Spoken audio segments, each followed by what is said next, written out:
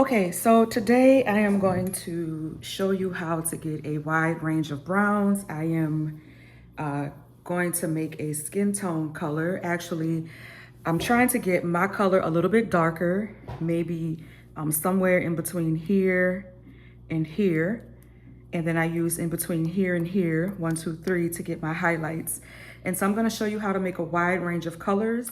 Okay, so this is burnt umber, this is burnt sienna, and this is raw sienna, and this is unbleached titanium white. So it's a little bit more beigey than white, than titanium white. It has a little bit more of a beigey tone. Real quick note about burnt umber. It looks very different from raw umber. Raw umber is a little bit dustier. Burnt umber is a little bit richer, right? It doesn't have that kind of dusty brush over look that I actually don't like for skin tones. So to begin, we are going to create the dark tones first, and then I'm going to show you how to create the lighter tones. So the first thing I'm going to do is push a little bit of this over here in the middle. That might have been a bit much. And I always wipe off my brush because I like to keep my brush kind of clean when I'm mixing. So you're going to be constantly wiping off your brush just to keep things clean. Then I'm gonna push some of this over here, and then some of this over here to get that. So since I already have that on, well, no, let me just keep going from dark to light. So here's what I have. I want to blend these two colors, and I'm putting more of the raw sienna because I don't want the burnt umber to completely take over. And so this is what I get from that.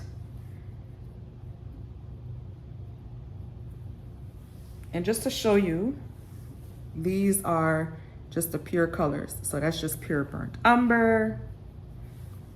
This is pure raw sienna. Of course, that's the mix. I'm sorry, burnt sienna, and this is the pure raw sienna. All right, so I just mixed burnt umber and burnt sienna. Now I'm gonna mix burnt sienna and raw sienna.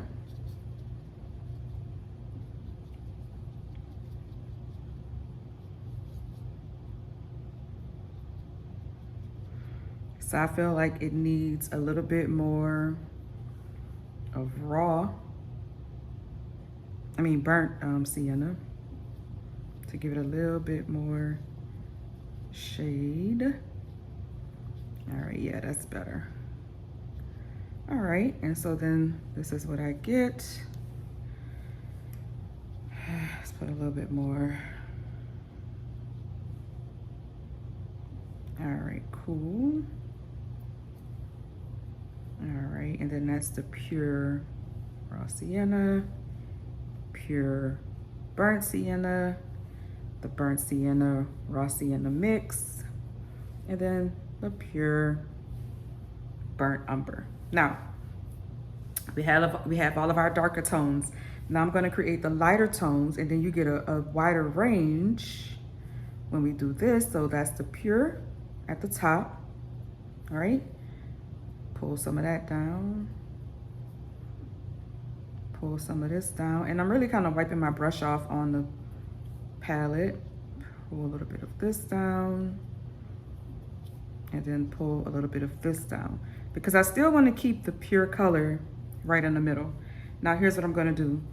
I'm going to take the unbleached titanium,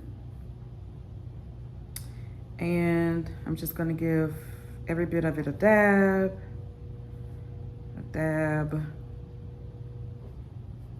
little bit here, a little bit here. And I probably put this a little bit too close, but okay. A little bit here.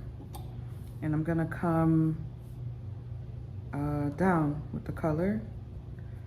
So boom, and I'm gonna gradually go up.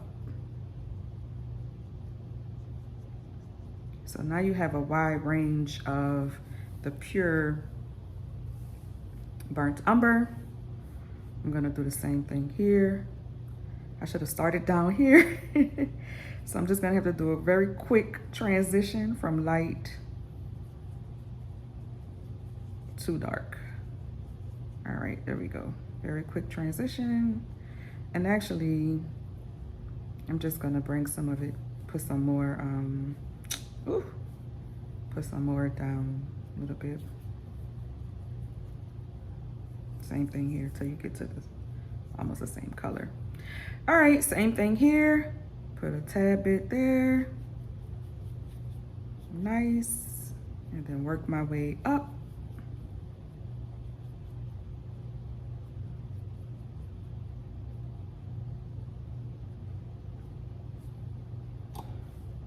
And this takes a little bit of practice. Don't worry if you don't get a perfect blend on the first try. You can keep doing it, and I'll show you an activity you can try when trying to learn how to create these gradients. All right, so same thing here.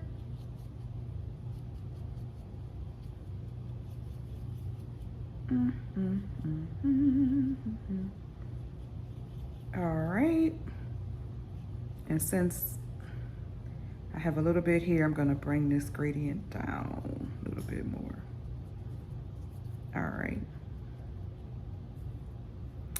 And then same thing with this one. Take a dab here, put it in here, and let's go up, up, up, up, up, up. All right, now, this is how to get a wide range of browns. We went from burnt umber all the way to raw umber, all the way to these lighter shades and tones. And of course, you can always go back in, you can add white to this palette and you will get another range. I'm not gonna do that in this video, but that is also an option because I know I don't want white on the figures unless I don't have enough light, and then I might play around with that. The last thing I want to show you is how to practice real quick. I want to show you this. I hope, yes, the camera will catch this. Can I do it up here? Yes. Do I have space? Okay, I'll do it right here. So a crisscross brush stroke is what I love. Let me grab my other brush.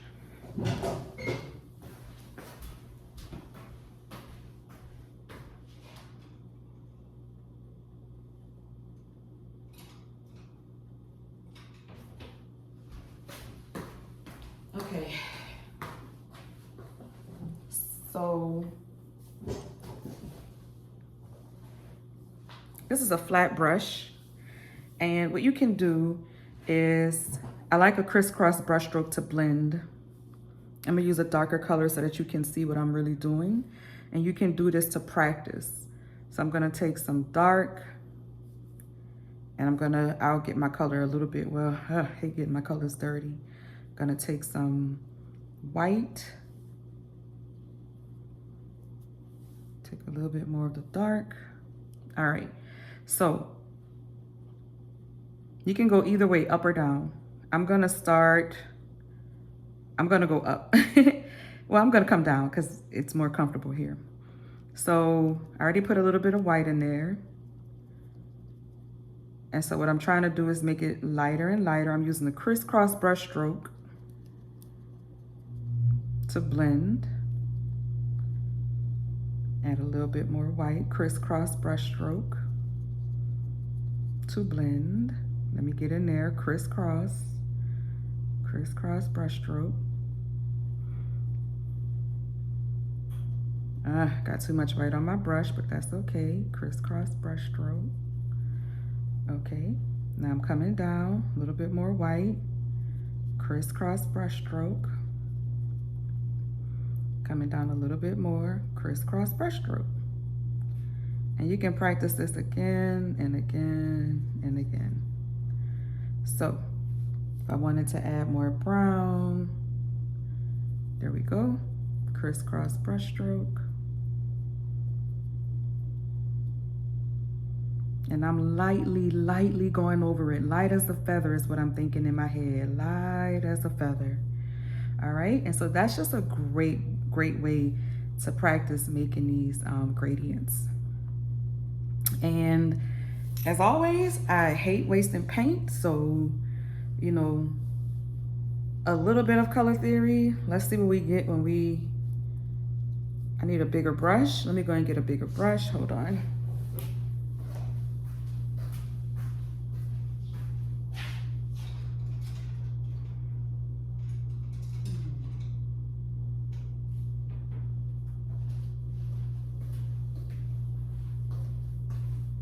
I stuck my hand in some paint. Oops, oops, oops, oops, oops. So I got a little paint on my hand, but okay. That's the life of an artist. It is what it is. Let me put this brush to the side. And I'm just gonna go crisscross brush stroke as I blend. You can kind of really see now what I'm doing with that crisscross brush stroke. So I might use this as a background for something, who knows? And I'm going right into the next color, crisscross. Get it all to blend nice and pretty. Crisscross, it's all blending. Crisscross, I'm keeping that same energy, that same movement. I'm gonna avoid that for now. Crisscross to blend this. Crisscross, crisscross. I kind of like this, but I'm gonna go over it because it's in the way. Crisscross, uh-oh. All right, now let's use this white to make a lighter side of this. I'm gonna already call it a piece. This is already pretty nice. Crisscross, I wanna light as a feather right here, sweeping light as a feather to blend that in. Light as a feather. And since this is happening, I'm gonna give you a little bit more information about supplies and materials. You see, this is a piece of paper. Oh, I didn't mean to do that. I forgot that quick. I had that light color, but I like it. So it's kind of like balance. What I have over here, I'm bringing over here. So now I'm doing very lightly crisscross brush strokes to blend it in. I didn't mean to do that, but hey, I like it. Nice, happy little mistake. All right, so that's it, y'all. I love this.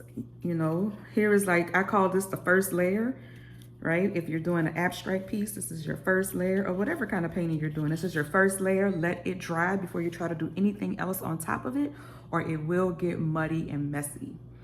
So that's it for today. See you on the next video. Bye.